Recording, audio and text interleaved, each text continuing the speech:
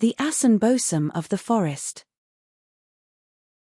In the kingdom of Kofara, there was a forest no one entered after sunset. The elders called it the Hanging Forest. Trees there grew tall and twisted, their branches bending low like crooked fingers. Hunters said the forest listened. Travelers said it watched. But the children knew a darker story. Something lived above the ground. Something that never walked. Something that waited in the branches. They called it the Asanbosam. And one night, it began to hunt again. A young hunter named Cato vanished first. His bow was found at the edge of the forest. His footprints went 10 steps inside, then stopped. No struggle. No blood. No sound.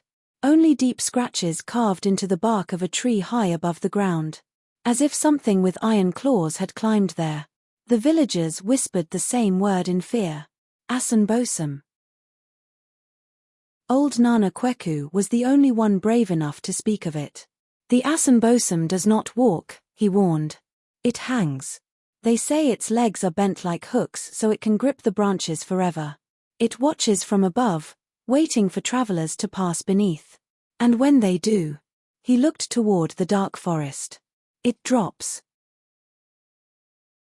A group of warriors entered the forest to prove the creature was only a legend. They lit torches and marched between the towering trees. At first there was only silence. Then leaves rustled high above them. A torch lifted toward the canopy. 2 glowing eyes stared down. Then another pair. And another. The warriors realized something terrible. There was not just one Asanbosam. There were many. One warrior felt something brush his shoulder. He looked up. A shadow dropped from the branches like lightning. The creature struck without a sound.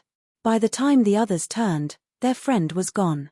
The branches above swayed slowly. Something was climbing again. Only one warrior escaped the forest alive. His name was Jabori. When he reached the village, his face was pale with terror. "They don't chase," he whispered. "They wait. Every tree holds one. And they smile when you walk beneath them." He refused to speak again after that night. The elders decided there was only one way to drive the creatures away. They would summon the spirit drum. The drum was ancient, carved from a sacred tree. Its sound was said to awaken the spirits of the forest itself. If the rhythm was strong enough, even monsters would flee. But there was a danger. The drum might awaken something worse. The drum thundered across the valley. Boom, boom, boom. The forest trembled. Branches shook violently. High in the trees, shapes began to move. Dozens of long-legged shadows crawled across the canopy. The Asanbosam were gathering. Not fleeing. Coming. The villagers watched in horror as the creatures emerged from the forest. They did not walk. They hung from tree limbs at the edge of the village, bodies swaying like dark fruit.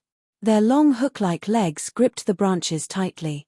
Their glowing eyes stared down at the people below. The drumbeat had not scared them. It had summoned them.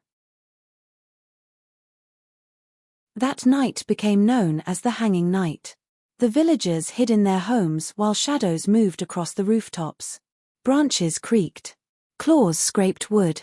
And from the trees surrounding the village came a terrible sound. Not a roar. Not a growl. Laughter. Because the Asanbosam had finally found a place where the trees were many. And the people walked beneath them every day. And from that night forward, no one in Kofara ever looked up into the branches after dark. Some say the forest is quiet now, but others swear they still hear something moving in the trees. If you enjoyed this dark legend, like, share, and subscribe for more chilling tales. And remember, not everything in the forest wants to be found.